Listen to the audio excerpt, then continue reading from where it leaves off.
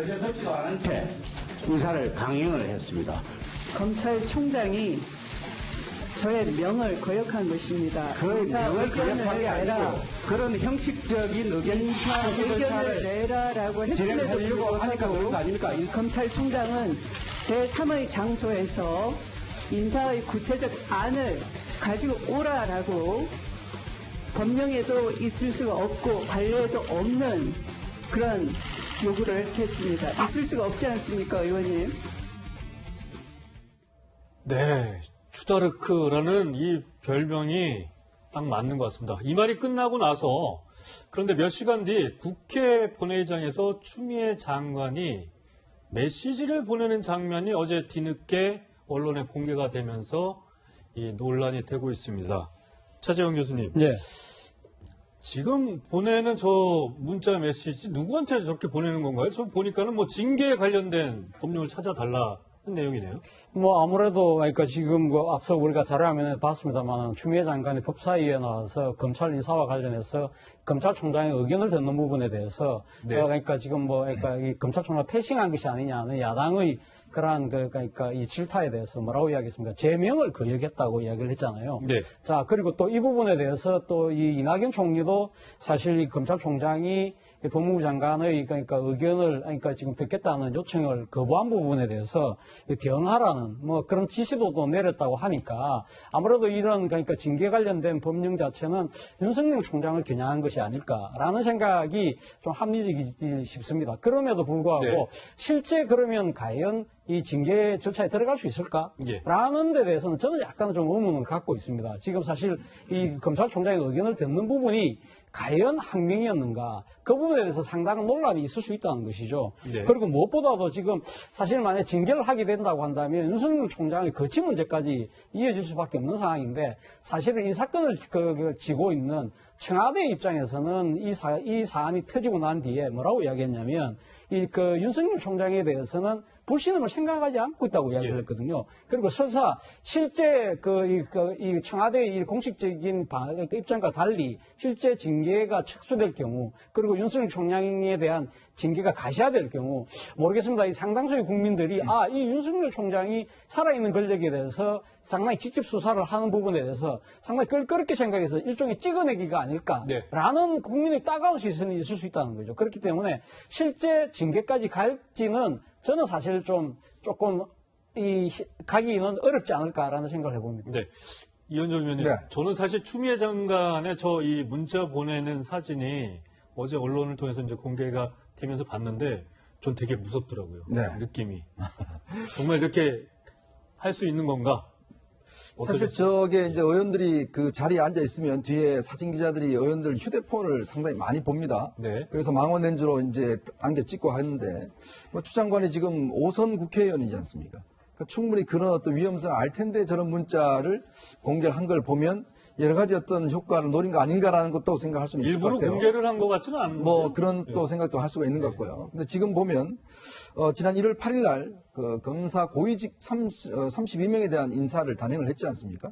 근데 이런 어떤 인사를 보면 6개월 만에 이루어진 인사인데요. 네. 이번 인사의 주요 내용은 결국은 현재 권력 비리 수사를 하고 있는 수사팀 전원을 일단은 좌천을 시켰습니다. 네. 그러다 보니까 결국 이제 검찰에 대한 보복 인사가 아닌가라는 이제 비판이 야당과 어떤 언론을 통해서 집중적으로 제기가 되고 있지 않습니까? 이제 그렇다 보니까 지금 이 프레임 자체를 결국 항명 파동으로 좀 바꿔가려고 하는 거 아닌가. 결국 이번 인사는 결국 이제 윤석열 총장을 고립화시키겠다는 거거든요. 결국 이제 윤 총장이 더 이상 스스로 못 있게끔 만들어서 사실은 내치겠다는 것이 이제 궁극적인 목적인데 검찰총장은 임기가 보장되기 때문에 다른 방법으로는 사실은 뭐 그만두게 할 수가 없습니다. 그렇다 보니까 주변에 소위 윤석열 사단이라고 하는 팀들을 일단은 자천시킴으로 해서 고립화시키고 그래도 안 나가면 이제 인사위원회를 열어서 항명으로 해서 사실 검찰 같은 경우는 이게 징계를 통해서만 이 직을 이제 면직할 수가 있는 거거든요. 그래서 결국 이제 지금 이낙연 총리가 갑작스럽게 보도자료를 내서 자기가 전하는 사진까지도 지금 다 공개를 했습니다. 예. 제가 알기로 아마 처음인 것 같아요. 굳이 자기가 직접 지시한다는 것을 이제 강조하는 의미가 있겠죠. 그 지시를 받은 추미애 장관이 3시간 뒤에 저런 문자를 하는 것. 뭐 추 장관이 일단 구체적인 윤 총장에 대한 징계를 하느냐 마느냐 문제는 있겠지만 그러나 이것이 어떤 면에서 보면 그런 효과가 있을 거예요. 자, 나는 징계까지도 검토하고 있으니까 알아서 하시기 바랍니다. 라는 메시지를 실제로 주고 하지는 싶은 것이 않더라도, 아닌가라는 생각이 듭니다. 네. 네, 일련의 이 상황들을 볼 때 윤 총장에 대한 징계가 정말 가능한지, 김 변호사님, 이 징계가 정말 가능할지, 혹시 징계를 한다면 어떤 내용들이 있을지 좀 근데 궁금합니다. 징계는 일반적으로 좀 추상적이죠. 그래서 네. 만약에 한다고 하면 검사 징계법 2조에 보면 검사가 직무에 위반할 때, 그러니까 직무상 의무 위반할 때는 징계할 수록 돼 있어요. 그러면 윤석열 총장이 의견을 말하지 않는 것이 과연 직무상 의무 위반이냐? 네. 그러면 의견이 없다. 아니면 이렇게 해서 더 의견을 더 이상 말할 수 없다. 근데 그 의견을 말해도 강요할 수는 없는 거죠. 그건 양심의 자유와도 관련이 있는 거고. 그래서 이거 자체가 사실은 의무 위반되기는 쉽지 않을 거라 보고요. 중요한 것은 이제 검찰처법에 규정되어 있는 검찰총장의 의견을 들어야 한다. 이거에 대해서 해석 여지에 따라 좀 달라질 수 있는데 네. 여기는 의견을 듣는데 의견을 듣는 방법에 대해서 나와 있지 않아요. 예. 그러면 결과적으로 이전에 관례적으로 어떻게 의견을 들었느냐. 이제 그것이 사실은 의무 위반 여부를 판단할 수 있는 중요한 기준이 될 수 있는데 네. 근데 전에는 이제 법무부에서 검사에 대해서 어떤 그 인사 대상자의 복무 평가한 그런 내용을 검찰을 보냅니다. 거기에는 그 검사가 보직을 어떻게 했고, 그 다음에 동기나 선후배 검사들이 어떻게 평가를 하고 있고, 또 인적사항이 어떻게 되는지 그런 걸 적어서 보내는데, 이거 보통 블루북이라고 해요. 그러면 그걸 받아보고, 그 다음에 이제 지금 말하는 검사 인사를 말하는데, 그 다음에 두 번째로 인사에 대해서 개략적인 구도, 그러니까 검사 인사를 몇 기서 몇 기까지 할 것인지, 그런 것들은 사실 청와대에서 총장한테 귀뜸을 해주는 형식으로 해서 그 다음에 이제 의견을 들었거든요. 네. 근데 이게 사실은 관례나 관행 정도가 아니고 거의 법 원칙처럼 확정이 돼 있다는 거예요. 예. 그래서 이제까지 검찰총장의 의견을 듣지 않고 검사의 인사를 하는 한 번도 없었다는 거고요. 그 다음에 이전에 이제 검사장 인사와 관련된 관례는 뭐냐면 옛날에 중수부장 있었잖아요. 예. 그래서 검찰총장이 사실은 검찰이란 거대한 조직을 이끌려고 하면 중수부장과 중앙지검장에 대해서는 사실 검찰총장이 원하는 사람을 해주는 걸로 배려를 해왔거든요. 근데 이번에 이제 전혀 그런 게 없었기 때문에 이것도 거의 뭐 사상 초유의 일이다 이렇게 볼 수 있습니다. 그래서 만약에 이전에 관행이나 관례적인 기준으로 따진다고 하면 이건 의무 위반이라고 볼 수 없는 거죠. 그리고 물론 뭐 징계위원회에서 이건 직무상 의무 위반이다 해서 징계를 한다 하더라도 윤석열 총장이 만약에 이걸 가지고 법원까지 가게 되면 제가 볼 때는 징계 자체가 잘못됐다는 결론이 나올 가능성이 커요. 그래서 과연 추미애 장관이 징계까지 밀어붙일지 아니면 그냥 단순히 엄포의 정도에 불과한 건지 그 부분은 추미애 장관은 앞으로 어떤 행보에 대해서 지켜봐야 할 것 같습니다. 네, 알겠습니다. 사실 어제 법무부와 검찰에서는 이번 검찰 인사 전출식이 있었는데요. 건설 기자의 보도 내용을 먼저 한번 간단히 보시겠습니다.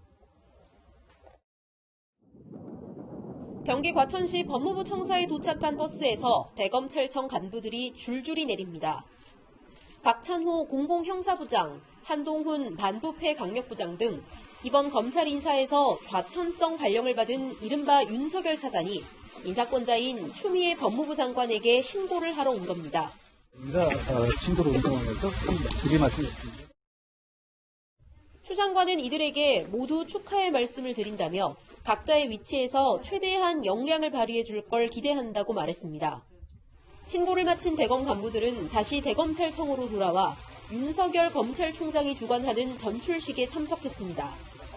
윤 총장은 비공개로 진행된 전출식에서 검사가 부임하는 임지는 중요하지 않은 곳이 한 군데도 없다며 진행 중인 중요 사건 수사와 공판의 연속성에 차질이 없게 해달라고 당부했습니다.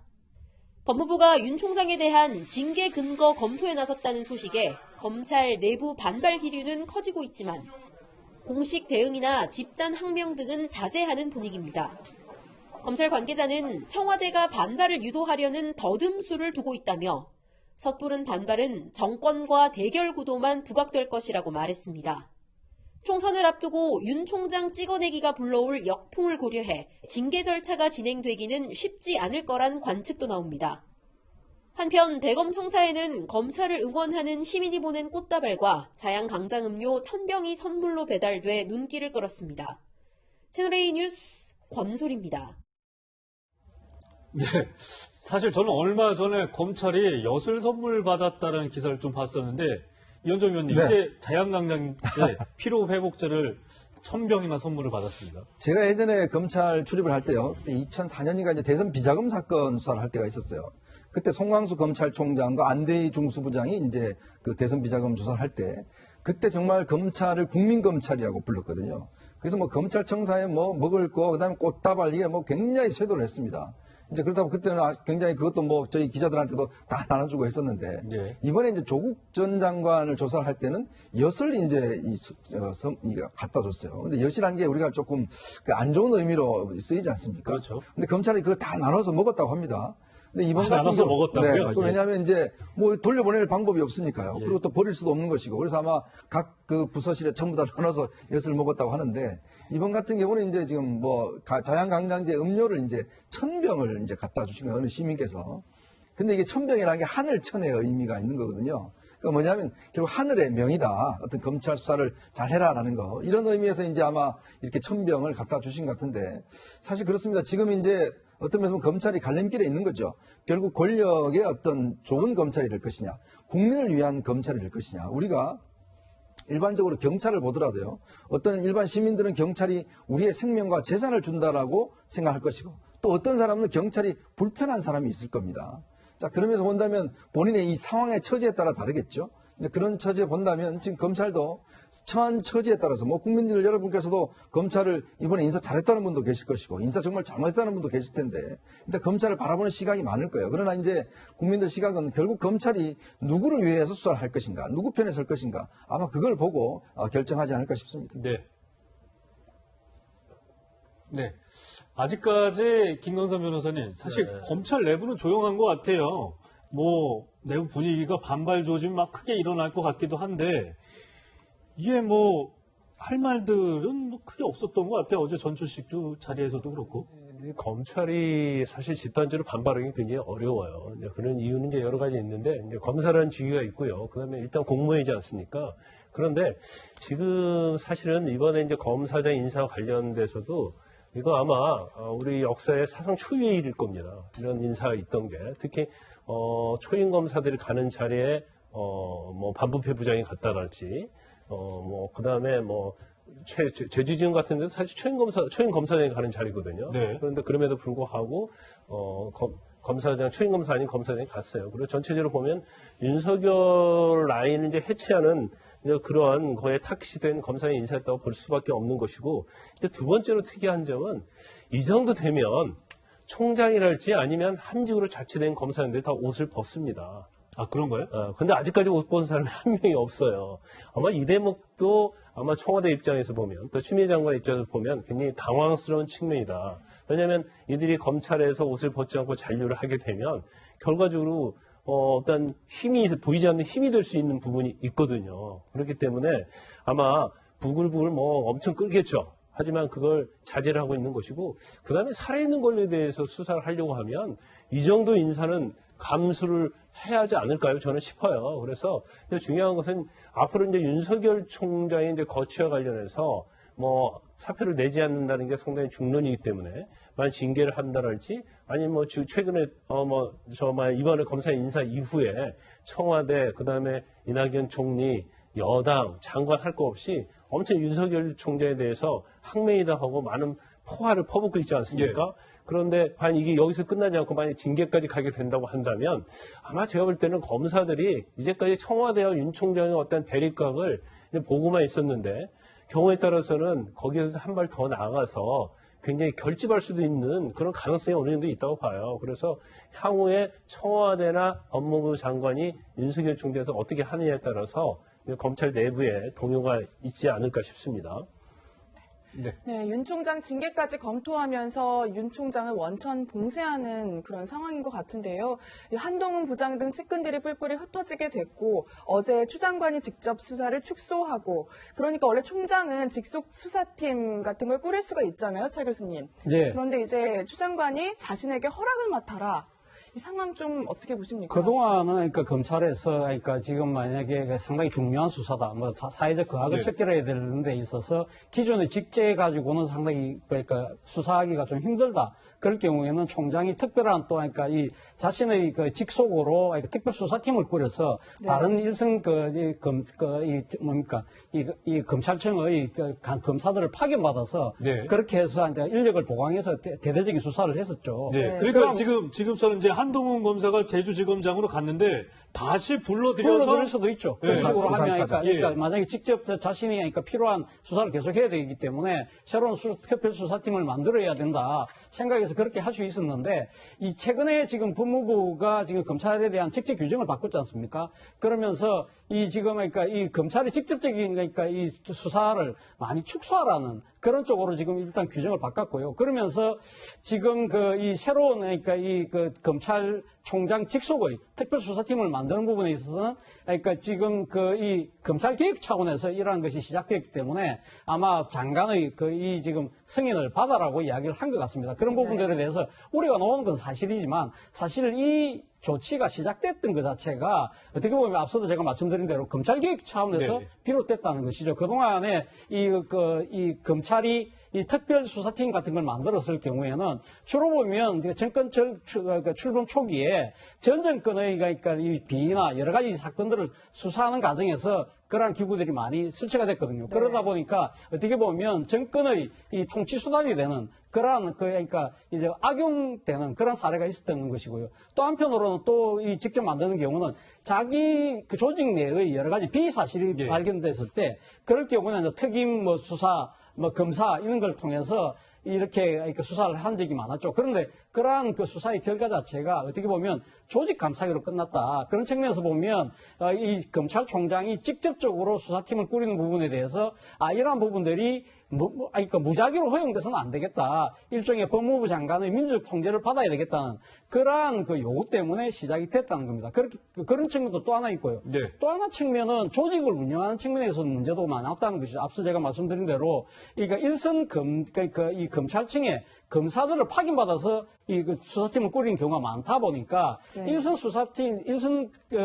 검찰청에서는 이 여러 가지 민생과 관련된 수사들 부분들에서 상당히 그러니까 이 검사 인력이 부족해서 제대로 수사를 못하는 그러한 부분들이 많이 발생됐고 그리고 또 이 특별수사팀에 파견된 검사들 같은 경우는 결국 총장의 상당한 심의를 받아서 성진은 상당히 유리해지는 그러다 보니까 조직 내의 갈등도 유발되는 그런 측면이 분명히 있었다는 것이죠. 물론 앞서 이 앵커께서 말씀하신 대로 이런 식의 그 법무부 장관의 일일이 승인을 받을 경우에 과연 제대로 된 수사를 할 수 있느냐 그런 부분은 우려가 큽니다만 그러나 그러니까 모든 이 국민들이 주목하는 사건에 대해서 검찰이 필요해서 특별수사팀을 만들어야 되겠다고 하는데 그거를 법무부 장관이 승인하지 않을 경우 거기에 대한 또 정치적 부분도 만만치 않지 않겠습니까? 그렇다고 봤을 때는 이 법무부 장관의 승인을 무조건 받아라는 그 자체가 이 검찰의 손발을 묶겠다고 이렇게 예단하기는 조금 빠른 측면이 있지 않나 생각도 듭니다. 네. 네. 저희가 앞서 말씀드린 이제 한동훈 부장은 제주가 아니라 부산 고검 차장으로 간 것으로 수정 멘트를 정정해서 말씀을 드리겠고요. 이현정 의원님, 네. 제가 보니까 지금 윤석열 검찰총장 같은 경우에 자신들의 이제 측근들이 사실 지방으로 자천이 됐고 지금 말씀하신 것처럼 이 총장 직속의 수사팀 설치도 차단이 됐고 직접 수사 부서도 대폭 추진이 지금 되고 있거든요. 그렇죠. 그렇게 되면 거기다 윤석열 총장 자신도 이 징계 대상이다라는 일이 있으면 사실 윤 총장 입장에서 하고 싶은 수사 제대로 할 수 있겠습니까? 그러니까 결국 저는 이런 정도면 검찰을 없애는 게 낫지 않겠는가라는 솔직히 그 생각도 들어요. 네. 정권이 이런 식으로 검찰을 형해화시켜버리면 검찰이 존재할 이유가 뭐가 있겠습니까? 자, 그렇던 극단적인 지금 상황을 이제 초래를 하고 있는데 저는 추미애 장관이 지금 1호 지시로 지금 이 특별수사팀을 구성을 못하게 하는 거 아니겠습니까? 네. 자, 이런 식이면 앞으로 현 정권에 살아있는 권력에 대한 수사할 곳 과연 있을까요? 경찰이 이런 수사할 수 있습니까? 절대 없습니다. 아니, 검찰도 이런 식으로 수사를 하면은 다 좌천보내고 6개월 만에 검사들 전부 다 지방으로 보내버리는데 네. 어느 누가 살아있는 권력을 수사를 하겠습니까? 만약 공수처가 설치된다 하더라도 공수처는 그러면 또 권한 난용이라고 또 제2공수처 만드는 이야기 당연히 나오지 않겠어요? 저는 결국은 이렇게 일련의 조치들이 정권에서는 검찰개혁이다, 검찰의 어떤 것들을 이야기한다고 하지만 본질은 그게 아닙니다. 결국 내 수사하지 말라는 이야기예요. 나와 관련된 수사하면 이렇게 된다는 거 보여주는 겁니다. 결국 저는 검찰 전원을 수사지휘부 전원을 지방으로 다 내려보내고 특별수사팀 구성하게 못하게 하고 검찰의 장점은요. 검사들이 다양한 능력이 있습니다. 어떤 사람은 금융 쪽에 밝은 사람이 있고 어떤 사람은 뭐 과학수사 쪽에 밝은 사람이 있고 뿔뿔이 흩어져 있어요. 그런데 중대한 사건이 생길 때 이번 같이 세월호 사건 같은 경우에 이제 수차례 조사를 했는데 안 될 경우는 각 분야의 전문가 검사들을 다 모읍니다. 중앙으로. 모아서 특별히 수사를 하는 거예요. 그래서 어떤 결과를 도출하는 겁니다. 그러면 검찰총장의 재량권이 있는 거예요. 그걸 지금 예를 들어서 추미애 장관이 통제를 하겠다는 거 아니겠습니까?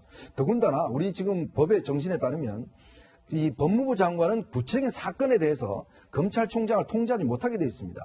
자, 그럼에도 불구하고 이런 식으로 하게 되면 앞으로 구체적인 사건에 대해서도 뭔가 어떤 차단하겠다는 생각들 가지게 되는데 걱정스럽습니다. 과연 이렇게 되면 앞으로 정말 현 정권 비리나 살아있는 권력에 대한 비리를 누가 지금 조사를 할지 솔직히 의문스럽습니다. 네, 이런 가운데서도 이제 윤 총장이 흔들림 없이 수사하겠다는 의지를 보여주듯이 어제 청와대 압수수색에 나섰는데요. 김 변호사님, 6시간 넘게 청와대와 대치하다가 결국 빈손으로 돌아갔잖아요. 네. 일단 압수수색 영장 자체를 이제 청와대에서 하기 때문에 아마 청와대 입장에서 굉장히 불쾌했을 거예요. 그런데 압수수색 영장을 발부를 받아서 갔는데 이전에 사실 청와대 가서 제시를 하고 원래는 압수수색 영장은 이제 강제 수사예요. 그래서 원천 들어가서 필요한 것들을 다 가져오는 것이 압수수색 영장인데 일단 청와대는 이제 군사상 비밀 시설이기 때문에 허가를 받지 않고는 들어갈 수 없어요. 근데 만약에 못 들어오게 하려면 왜 국가의 중대한 이익을 침해하는가에 대해서 사실은 청와대에서 이걸 소명을 해주는 게 맞거든요. 그런데 이제까지 이제 그런 적이 없었기 때문에 네. 결국 압수수색을 들어갔는데 청와대에서 아무것도 가져오지 못했어요. 그렇게 한 이유가 일단 임의 제출을 거부했다는 거고 거부 사유는 그 범죄자로 일체가 압수 대상이다. 그렇기 때문에 특정이 안 됐다. 그래서 주지 않았다 이렇게 얘기를 하고 그래서 있는데 고민정 대변인이 이거 뭐 보여주기식 수사 아니냐. 괜히 와서 뭘 압수수색 하겠냐고 목록도 안 주면서. 근데 검찰은 이거에 대해서 목록 분명히 줬다.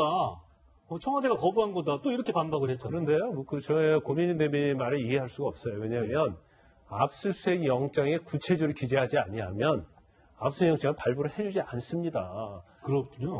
그게 완전 특정이 돼야 하는 게 법률상 요건이에요. 그러면 고민정 대변인이 뭔가 착각을 할 수도 있어요. 근데 일부에 이제 이럴 수는 있죠. 필요 목록을 딱 정하고 마지막에 범죄에 관련된 일체의 자료 이렇게 기재돼 있을 가능성이 큰데 아마 고민정 대변인이 그것만 딱 떼어가지고 이 얘기를 하는 것 같아요. 더군다나 이제 압수수색 영장이 이제 최근 들어와서 법원수를 굉장히 엄격해요. 그리고 청와대와 관련된 압수수색 영장은 법원수 발부하면 엄청 부담이 있거든요. 그래서 일반 영장보다는 훨씬 더 까다롭게 발부를 하는데 만약에 고민정 대변인 이 얘기처럼 저렇게 특정이 안 됐다고 하면 법원에서 절대로 발부해주지 않았겠죠. 네. 과연 누구 말이 맞는지는 조금 더 이제 확인을 해봐야 될 것 같습니다.